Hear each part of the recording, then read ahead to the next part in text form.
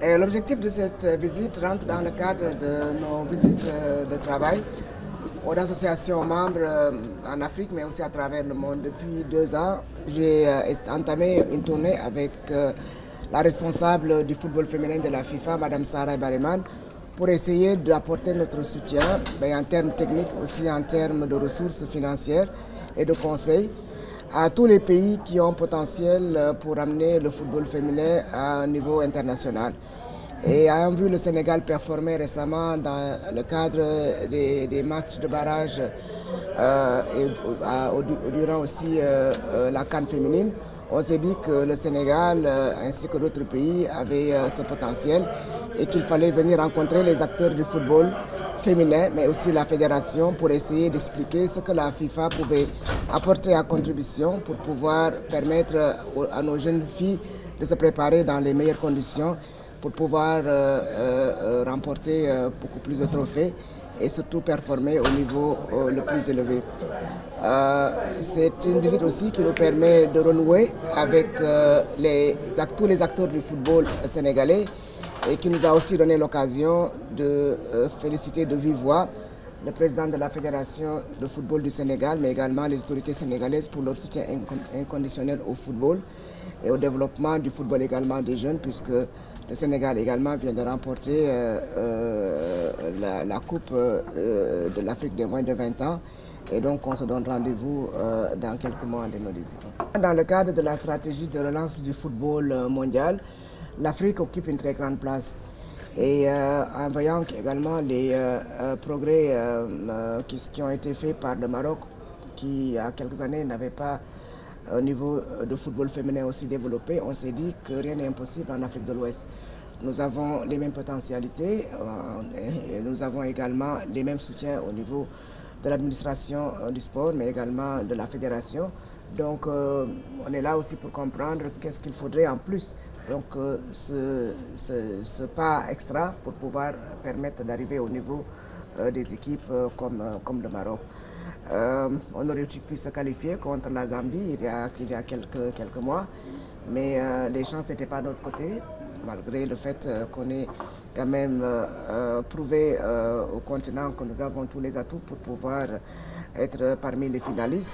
Mais j'ai aussi la garantie qu'on a appris de bonnes leçons de cette CAN féminine, mais surtout également des matchs de qualification qui se sont déroulés en Nouvelle-Zélande, qui avec l'Australie vont accueillir la 9e édition de la Coupe du Monde féminine à partir du 20 juillet. Et je n'ai aucun doute qu'en dans 4 ans, donc en 2027, le Sénégal et l'Afrique aussi seront bien représentés. Nous avons la possibilité d'amener 6 équipes sur les 32 au niveau le plus élevé, donc au niveau mondial. La CONCACAF l'a fait en qualifiant au dernier moment Haïti et Panama. Et j'espère que ces deux places qui étaient disponibles sur les 3 au niveau international et qui nous ont valu le déplacement jusqu'en Nouvelle-Zélande vont également profiter à l'Afrique incessamment. Mais avant 2026, je pense que le président l'a bien compris. Nous sommes dans un monde égalitaire où le sport, notamment le football, représente également un bon levier pour pouvoir promouvoir la parité entre les hommes et les femmes. Le football féminin est de plus en plus convoité par les instances internationales, mais également les autorités nationales. Et il n'y a aucune raison avec toutes les potentialités dont regorgent nos pays, surtout le Sénégal, en termes de qualité des femmes, que nous ne puissions pas avoir un comité exécutif de la fédération beaucoup plus diversifié avec un nombre beaucoup plus représentatif des femmes. Je crois que le président de la République lui-même en a fait la remarque et comme on dit, ce n'est pas tombé dans l'oreille d'un sourd et nous avons bon espoir avec l'engagement du comité exécutif et surtout du président de la fédération, M. Augustin Senghor, que ce manquement va être bientôt comblé et qu'on aura beaucoup plus de femmes représentées au niveau de ce comité exécutif. Merci. Mais tout dépend des performances, parce qu'aujourd'hui nous avons 12 clubs qui sont représentés au niveau de l'Europe et puis le reste des 32 pour répartir entre 5 continents.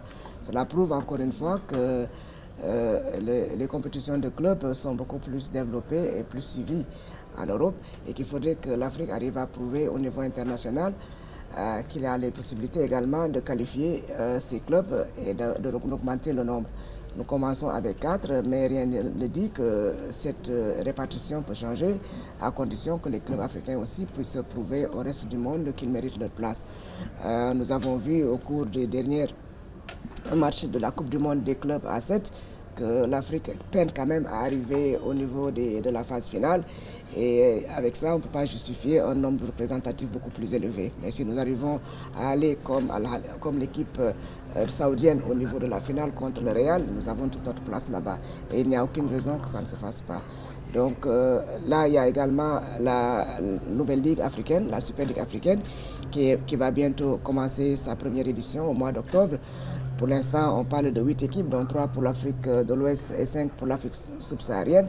Et encore une fois, il faudrait que nous, au Sénégal, en Afrique de l'Ouest, on puisse faire la preuve par 4 que nous avons également à figurer sur cette liste de 8 avant d'aller au niveau de la liste de 24 qui va être l'objet de la prochaine édition.